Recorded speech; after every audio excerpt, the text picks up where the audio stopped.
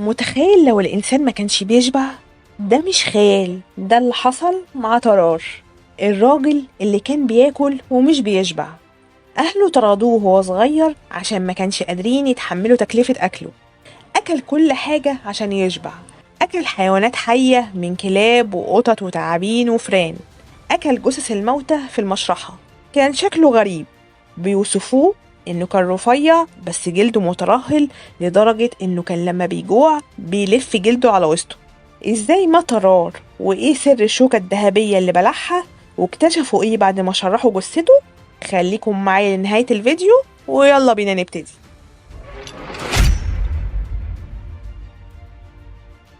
اتولد طرار في فرنسا سنة 1772.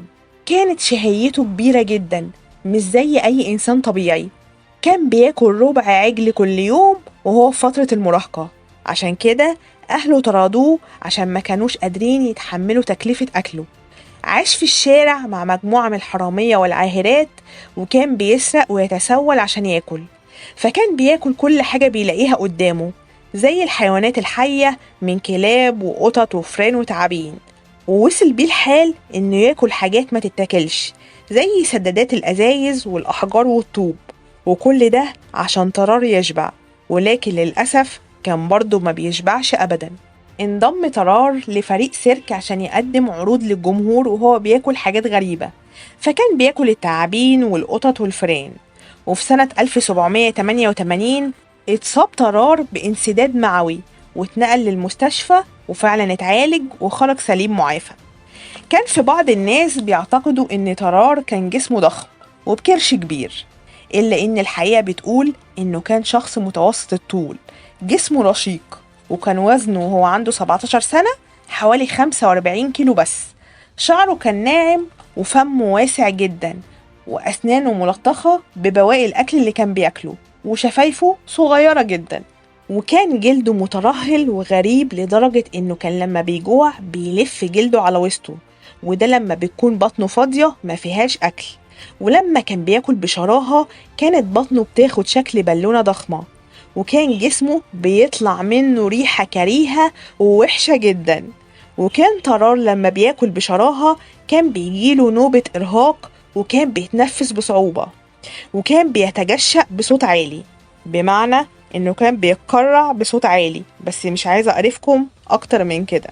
ورغم كل ده وزن طرار عمره ما زاد أبدا، ولكن كان دايما طرار عنده إسهال مزمن، وكانت ريحة الإسهال ده وحشة جدا، أسوأ من الطبيعي.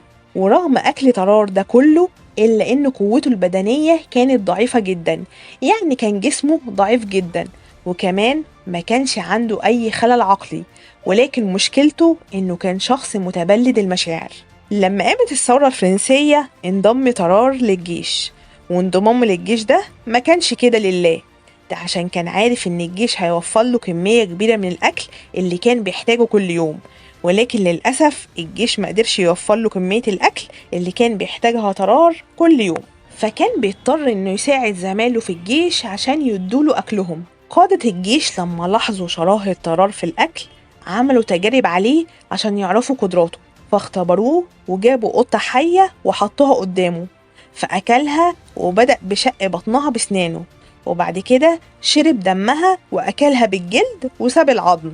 ولما قادة الجيش عرفوا بقدرات طرار على أكل أي حاجة غريبة قرروا الاستفادة منه، فخلوه ياكل الرسائل السرية ويعبر بيها خطوط العدو، وبعد كده يخرجوها منه بعد وصوله عن طريق برازه. وفعلا أرسل الجيش طرار عشان يوصل رسالة سرية لجنرال محتجز في الأراضي الروسية، فتخفى طرار في لبس فلاح ألماني. ولكن عشان كان ما بيعرفش يتكلم ألماني الجيش الروسي شك فيه، فقبضوا عليه وعذبوه وسجنوه.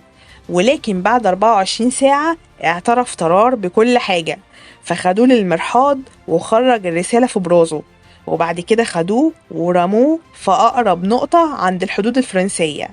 بعد اللي حصل ده حاول طرار علاج نفسه، فراح للمستشفى واتحجز، وبدأ الدكاترة يقللوا له عدد وجباته اللي بياكلها على مدار اليوم. ولكنه كان بيخرج بالليل من غير ما حد يشوفه، وكان بيدور على بقايا الأكل في صناديق الزبالة، واللي كان بيلاقيه كان بياكله، زي مثلا لو لقى بقايا حيوانات ميتة كان بياكلها، لحد ما وصل بيه الحال إنه كان بياكل جثث الموتى في المشرحة، لدرجة إن تم اتهامه في أكل طفل اختفى، وكان الطفل ده عنده 14 شهر بس. وفي الآخر تم طرد طرار من المستشفى.